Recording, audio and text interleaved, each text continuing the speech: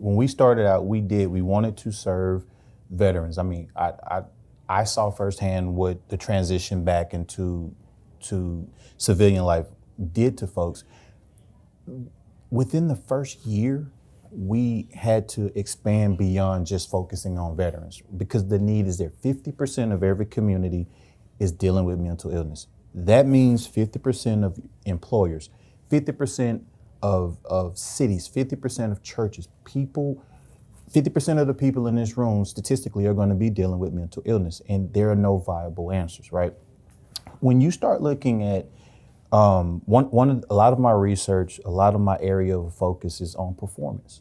So if a kid's not doing well in school, their performance, is challenged. They come and see us, we test it, and we may have a medical intervention, so forth.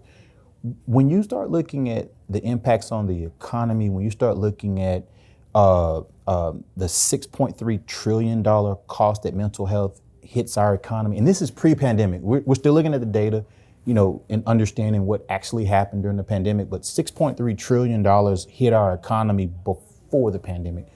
And so when you take the data that says 50% of every community, yes, people are going to come in off the streets or so forth into the organization, but what happens in the company?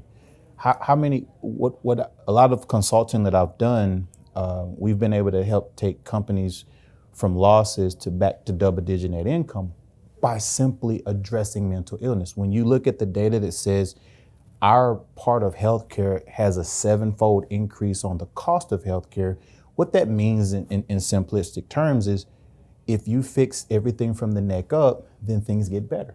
Well, why can't that be the case in corporate America? And, as a business owner, as an entrepreneur, I understand, what it means to make payroll. What does it mean to, how do you workforce develop and so forth? And you can't do any of that without behavioral health, mental health. And so that is something that we've been doing for the last decade, focusing on that. And we've seen some tremendous things happen. A lot of the instruments that I've created and used around the country is centered around how do we identify it? There's a shortage of behavioral health providers. And the reality of it is, so that environment is rich with opportunity to help people.